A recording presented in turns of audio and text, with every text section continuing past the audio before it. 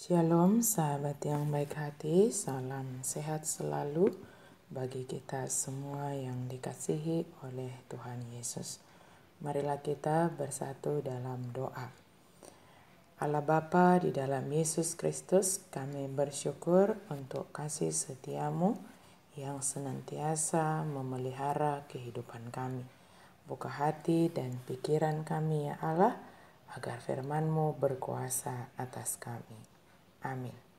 Firman Tuhan bagi kita pada hari ini dari Mazmur 19 ayat 15. Mudah-mudahan engkau berkenan akan ucapan mulutku dan renungan hatiku, ya Tuhan, gunung batuku dan penebusku.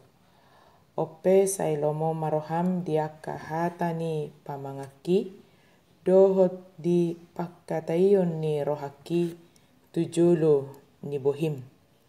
Ale Jehovah partanobatuaku, dohot siluluhon au. Allah berkenan atas perkataanku dan perenunganku.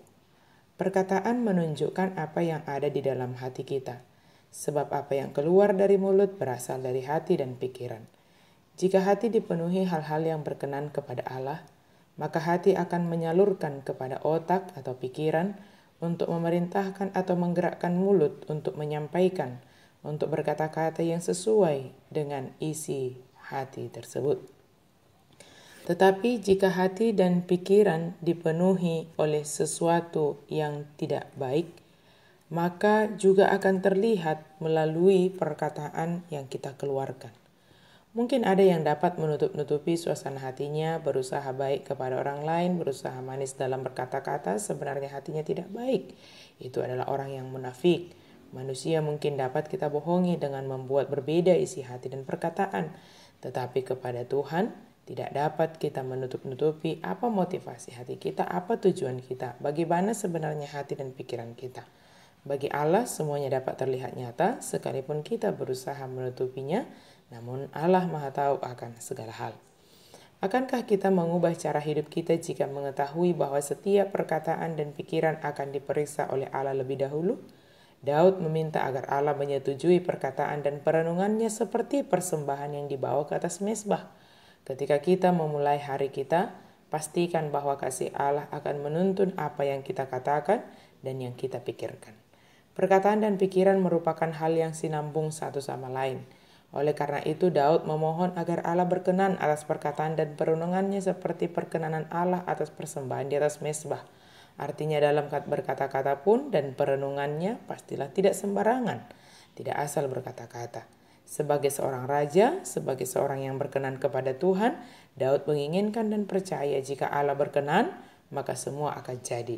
Jika Allah menyetujui apa yang diperkatakan dan direnungkan oleh Daud, maka Allah akan menjadikan. Perkenanan Allah yang sangat diutamakan oleh Daud. Perkenanan Allah yang pertama dipikirkan oleh Daud. Sehingga jika demikian, tentulah perkataan dan perenungannya akan dituntun oleh Allah. Tidak asal berkata-kata dan tidak asal merenung.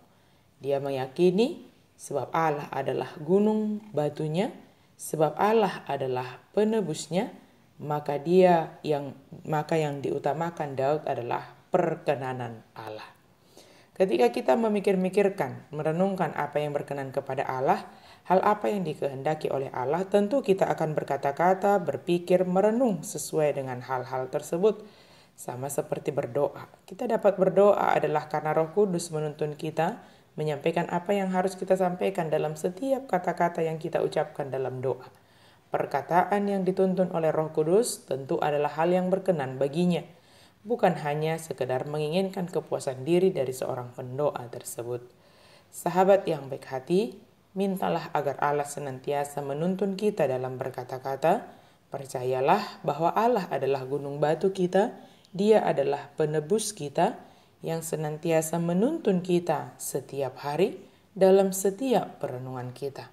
Perenungan melalui firman Tuhan, perenungan melalui perjalanan hidup kita ini.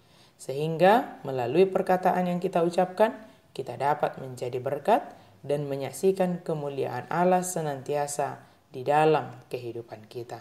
Tuhan menuntun kita senantiasa di dalam berkata-kata dan di dalam merenungkan kehidupan ini. Amin. Mari kita berdoa. Terima kasih Tuhan untuk firman-Mu. Tolonglah kami Tuhan senantiasa untuk tetap setia melakukan kehendak Tuhan, melakukan hal-hal yang berkenan bagi-Mu, bahkan berkata-kata yang dapat menunjukkan bahwa Engkau berkuasa atas hidup kami.